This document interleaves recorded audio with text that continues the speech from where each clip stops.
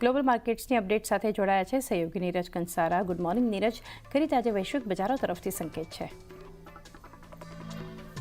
જી, ખાસ કરીને આજના દિવસે આપણને વૈશ્વિક બજારોમાંથી થોડાક મિશ્ર સંકેતો એ રીતે મળી રહ્યા છે, કારણ કે અમેરિકાના બજારો તો આપણને ગઈકાલે બંધ થતા જે જોવા મળ્યા હતા, ઘટીને બંધ થતા જોવા મળ્યા હતા, પરંતુ એશિયાના બજારો આજે થોડાક ઘટાડો ઓછો છે. સૌથી પહેલાં અમેરિકાના બજારોની વાત કરી લઈએ તો જુઓ, લગભગ કાલે ડાઉ જોન્સ તમને 950 પોઈન્ટ કરતાં વધારે ઘટતો દેખાયો. નાસ્ડેકની અંદર આપણને 2.5% ઘટાડો આવ્યો. S&P 500 લગભગ 2.25% જેટલો ઘટતો દેખાયો. અને ખાસ કરીને S&P 500ના જેટલા પણ ગઈકાલે સેક્ટોરલ ઇન્ડાઇસીસ છે બધામાં આપણને એક વેચવાલી તરફેનો કારોબાર જોવા મળ્યો હતો.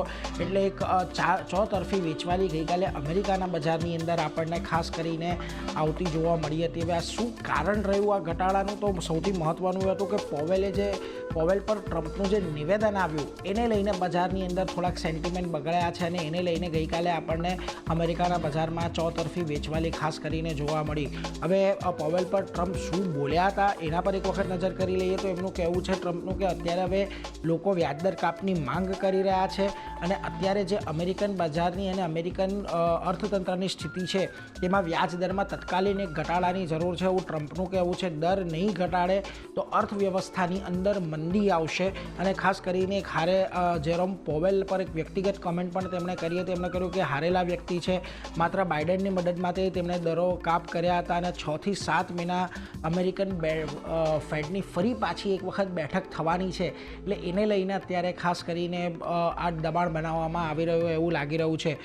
પોવેલને શું અહીંયાથી બરતરફ કરવામાં આવશે એ પણ એક પ્રશ્ન અહીંયાથી ઊભો થયો છે ટ્રમ્પ માટે. જો કે પોવેલને હટાવવું અત્યારે કોઈપણ પ્રકારે શક્ય નથી, અને જો કાયદાકીય નિષ્ણાંતોની મત લઈએ તો ટ્રમ્પ માટે અત્યારે આ પોવેલને હટાવવા માટે કોઈ અન્ય કારણો નથી. ખાસ કરીને પોવેલને હટાવવાના રસ્તાઓ શોધી રહ્યા છે એવું વ્હાઇટ હાઉસ તરફથી એક નિવેદન આપવામાં આવ્યું છે. અને આની વચ્ચે ડોનાલ્ડ ટ્રમ્પ કેવિન વોર્સ સાથે ખાસ કરીને ચર્ચા કરી છે કે જેઓ પણ એક ભૂતપૂર્વ ફેડ ચેરમેન રહી ચૂક્યા છે, અને કેવિનને ફરી ફેડ પ્રમુખ બનાવવામાં આવે એવી વાત અહીંયાથી ખાસ કરીને અમેરિકન મીડિયાની અંદર વહેતી થઈ છે.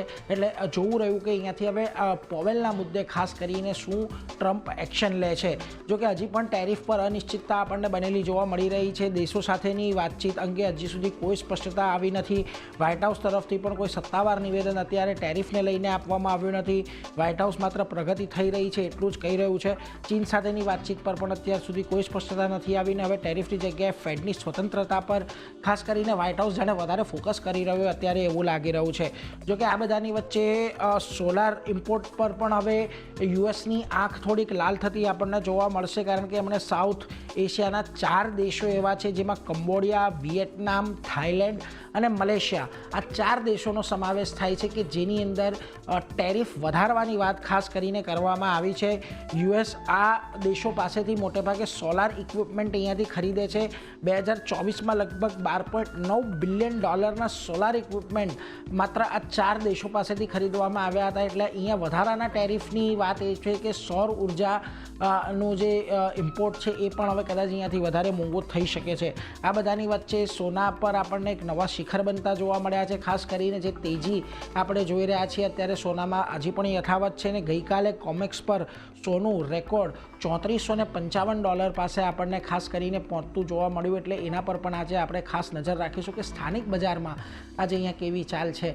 જોકે આ બધાની વચ્ચે હવે આપણે એશિયાના બજારો પર નજર કરી લઈએ, કારણ કે આજના દિવસે અહીંયા તમને થોડો ઘણો મિશ્ર કારોબાર જોવા મળી રહ્યો છે. જુઓ, નિક્કેઈની અંદર એક દબાણ છે, પરંતુ એટલું મોટું કોઈ દબાણ નથી. એક ફ્લેટ ટુ નેગેટિવ કામકાજ છે. તાઇવાનના બજારો ચોક્કસથી આજે ઘટાડા તરફી કામ દર્શાવી રહ્યા છે, પરંતુ કોરિયાના બજારોમાં એક પોઝિટિવિટી છે.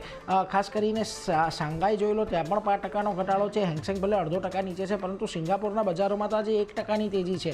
એટલે થોડાક મિશ્ર સંકેતો આજે તમને અહીંયાથી પણ મળી રહ્યા છે. આ બધાની વચ્ચે ગિફ્ટ નિફ્ટી તરફેના સંકેતો આપણે ખાસ મહત્વના જોવાના, કારણ કે ગઈકાલે એક બહુ મોટું અને મજબૂત ક્લોઝિંગ 24,100ની ઉપર આપણને આવતું જોવા મળ્યું હતું. જુઓ, 24,135 પર ફ્યુચર્સ બંધ થયા છે. 24,163નું ગિફ્ટ નિફ્ટી સંકેત કરી રહ્યું છે. એટલે અમેરિકાના બજારોની અંદર ઘટાડો છે, એશિયાના બજારો મિશ્ર છે. એની વચ્ચે આપણે પણ આજે પોઝિટિવિટી સાથેની એક શરૂઆત થાય એવા એક સંકેતો અહીંયાથી ખાસ કરીને મળી રહ્યા છે. હવે આપણે પણ બજારોમાં પણ એક સારી તેજી છેલ્લા 6-7 ટ્રેડિંગ સેશનની અંદર આપણે જોઈ લીધી છે. એટલે મહત્વનું રહેશે કે આજે એક શરૂઆત તો તેજી સાથે થાય છે, પરંતુ ત્યારબાદ આપણને કારોબાર કેવો રહેતો જોવા મળે છે.